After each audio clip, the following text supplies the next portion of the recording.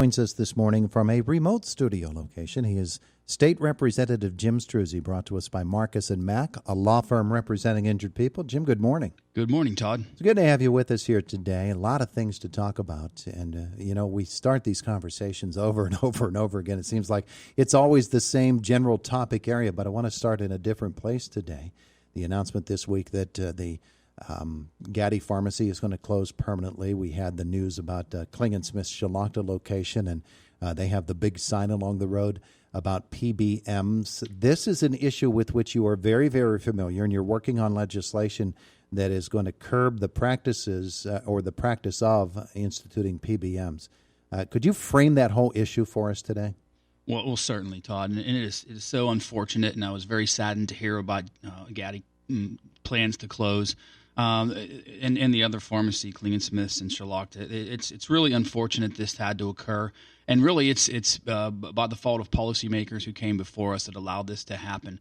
PBMs, pharmacy benefit managers, basically work with companies that provide the drugs and Medicaid to set the reimbursement rates for the local pharmacies. And unfortunately, the way it was structured, it benefited the larger corporate pharmacies and penalized really the small hometown pharmacies like we have here in Indiana County. And what happened in most cases was that the reimbursement rate from Medicaid for their prescriptions was not equal to what these actual pharmacies were paying for these medications. And so they were losing money and operating in the red. And, any business model says you cannot continue to do that. And unfortunately, for Gaddy, I think the time has run out. And I've met with Stephanie Smith, several times to talk about this issue. I've met with some of our other local pharmacies.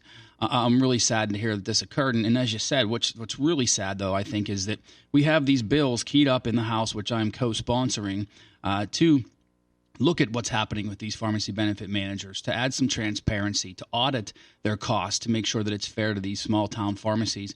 And I think what happened, these bills are ready to go, and then, unfortunately, COVID hit. And as you know, for the past 3-4 months now, our focus has been primarily on addressing the COVID crisis. And I think, unfortunately, these bills didn't move forward. They're ready to go. They've been introduced in the House, but it may be too late for some of these small-town pharmacies, and that's truly sad. Yeah, it really is. In fact, we were set up to talk with you about them. I think it was the same week that everything hit with COVID, and we were going to talk about PBMs and what this legislation would do. And it is really, really unfortunate that it gets caught up in that. But it's a way that the large chain pharmacies are crushing the local guys. And obviously we can't allow that to continue. That's right. It's simply unfair. And this legislation would have leveled that playing field and allowed for more fair pricing. And I think it's just truly tragic that we're going to lose, an Indiana institution like Gaddy, who's been here for so long. And I'm deeply saddened by that. Yeah. Okay. So what have you been working on this week? Well, my goodness, it was quite a week in Harrisburg. As you probably know, we elected a new leadership team within the House. Mm-hmm. Majority Leader Brian Cutler became the Speaker. Majority Whip Carrie Benninghoff became the Majority Leader. And Donna Oberlander, then from Clarion County and parts of Armstrong, I believe, who our neighbor and a good friend of mine, became the Majority Whip. And then Marty Causer, who is the chairman of the Ag Committee, became the policy chair. So a lot of changes within the leadership team. And of course, we're going to lose Speaker Mike Turzai, who had provided a wealth of experience in leading the House. But I think the new team is in place. And I think we're going to do a lot of good things moving forward for Pennsylvania. So that started the week off. And then I think we addressed some truly key issues making the headlines. As you probably heard, 2 police reform bills passed the House yesterday and are in the Senate now. And those are really common sense, I think, changes to how police are trained when it comes to recognizing child abuse, working with ethnic groups. And I think that's going to go a long way to help build the bond between our police forces and the local communities.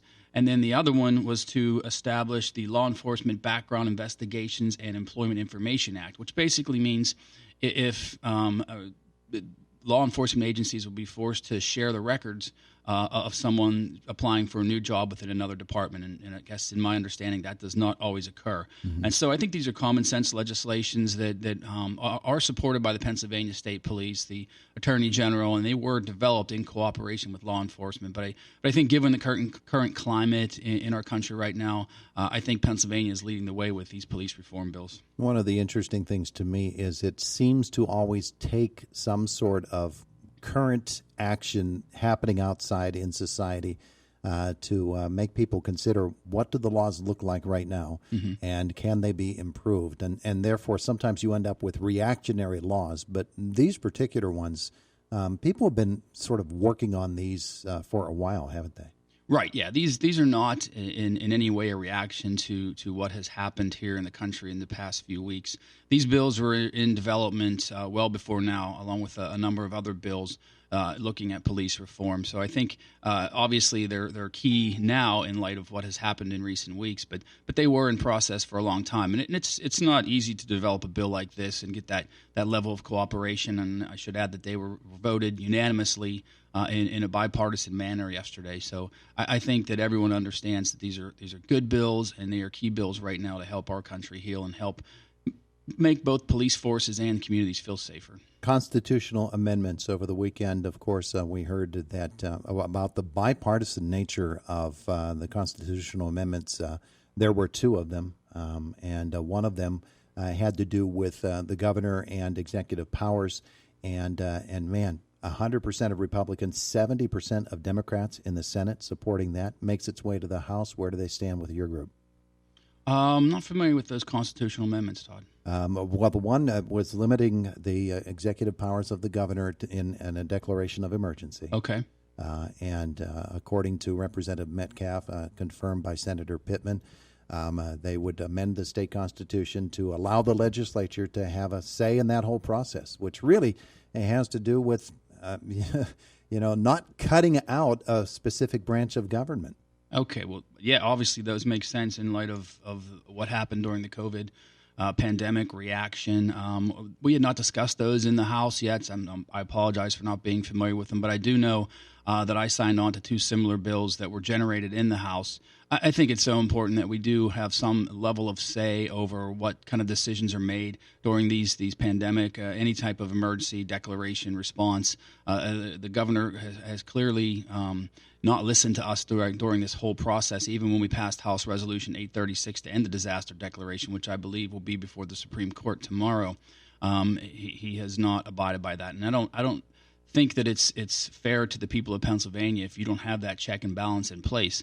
If the House and Senate cannot override the governor on anything, then that is truly not how our government was structured to be. So I think these constitutional amendments and anything that provides that check and balance are vitally important for the fairness to the taxpayers and fairness to the people of Pennsylvania. And the other was the Equal Rights Amendment prohibiting denial or abridgment of equality of rights because of race and ethnicity. And obviously, that would be something that I'm sure everybody would be supporting, an amendment to that nature. So those are very important things that will be making their way into the House. And the next step, according to the Senate, is a vote in the House of Representatives. So that'll be coming up on the agenda. Meanwhile, you are doing other things in Harrisburg. What are some of the other items that you'd like to see worked on here in the next week or even over the next course of month? Well, unfortunately, I was somewhat disappointed that we did not move forward with House Bill 2025. My bill, again, looking at executive powers, my bill that would require the governor to, before entering into any sort of multi-state compact like the Regional Greenhouse Gas Initiative, require that to be run through the House of Representatives and the Senate before the state could consider entering into anything like that. And as you know, we've had this discussion. Reggie would essentially create a carbon tax on emissions from energy producers like our coal-fired electric generation plants here in our region. And, the consequences of entering into something like that could be very dire for our local community. We could stand to lose thousands of jobs. Our economy could suffer severely. And I think it's completely unfair for one person to make that decision when it affects the entire Commonwealth. We were elected to be the voice of the people, as I've said before. And if we are not given that opportunity, then the people of Pennsylvania are not being heard. And I was hopeful that we could move House Bill 2025 this week, but with the leadership changes and the schedule, it was not. We were not able to get that done. So I'm hoping that we can get that pushed over the finish line and sent over to the Senate here before too long. It is important that we do have that control over what occurs for the entire state of the Commonwealth. I think another key bill, and maybe this is on your agenda to talk about, Todd, was House Bill 2171 that came back from the Senate yesterday on concurrence, and we voted to send it to the governor. And that is the bill to basically reform the Pennsylvania state system of higher education. Yeah. Huge. As you know, the state system has been struggling for many years financially, with enrollment declining in many of the universities. When we passed that bill, it had the support of the chancellor, of APSCUF, of the Higher Education Association. So that's going to allow some flexibility for the chancellor to do the system redesign. It protects IUP, and I think it's so important that we give them this flexibility to ensure that the state system is viable for the future. It is essential for Pennsylvania to have the state system of higher education. Inside the structure of that bill, the original request was $100 million over 5 years, $20 million a year. Is that preserved? I don't believe we discussed that, Todd. I don't know that the funding element.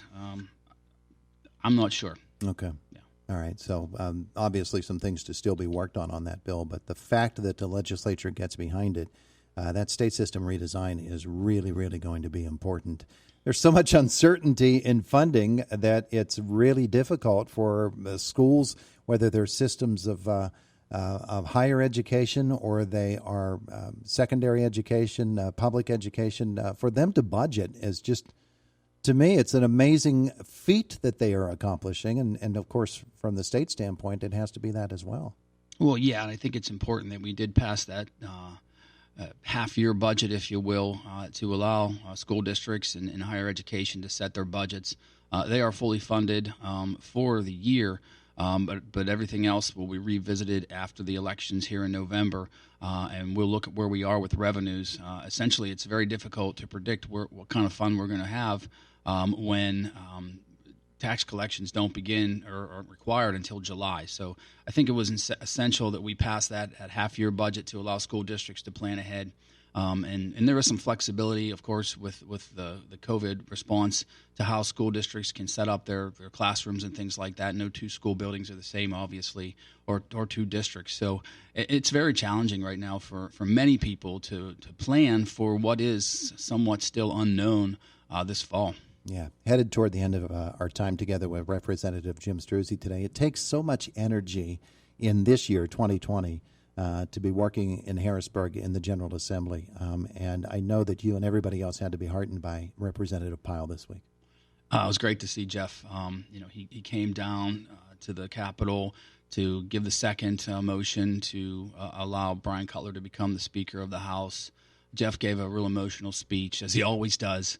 I had an opportunity to speak with Jeff a little bit, and it was really good, and I think a lot of people appreciated what it took for him to come down there and to give that speech. So it was really, really moving, and I think it meant a lot, not only to Speaker Cutler, but to all of us. Yeah, you're not going to find anybody else who loves the state, who loves that whole atmosphere in Harrisburg than Jeff Pyle. Yes, absolutely. Jim, thanks for being with us today. I appreciate it. Sure, Todd. I apologize if I sound tired, but it's been a long week in Harrisburg. Really? Hadn't noticed. Yeah. We do appreciate your time. Are you back in Harrisburg next week? We're on 12-hour call, so It depends. But we could very much be back this week even or next week. Okay. Wow. Yeah. And, of course, the 4th of July is coming up, so that'll have to measure into the schedules at some point as well. Yes. But we appreciate you coming in to visit with us today. All right. Thank you. Have a great day. You too. Thank you. Have a great day. You too. Thank you.